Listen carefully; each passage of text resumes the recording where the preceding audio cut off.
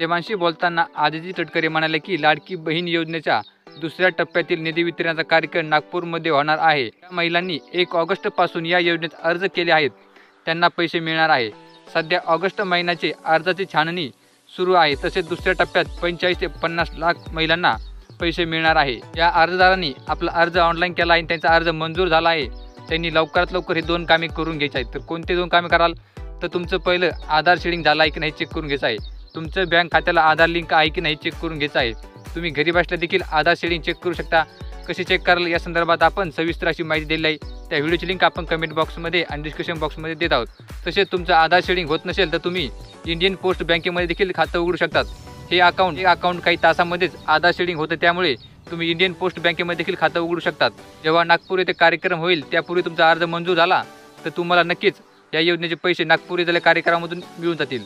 तर ही छोटीशी अपडेट होती, ही तुम्हाला कशी वाटली हे आम्हाला कमेंट करून नक्की कळवा। या महिलांना या योजनेचे अजून पैसे मिळेल नाहीत त्यांच्यापर्यंत ही माहिती शेअर करायला विसरू नका। या योजनेसंदर्भाच्या आणि सरकारी योजनेसंदर्भाच्या नवनवीन अपडेट माहिती पाहण्यासाठी आपलं यूट्यूब चॅनल सबस्क्राईब करायला विसरू नका।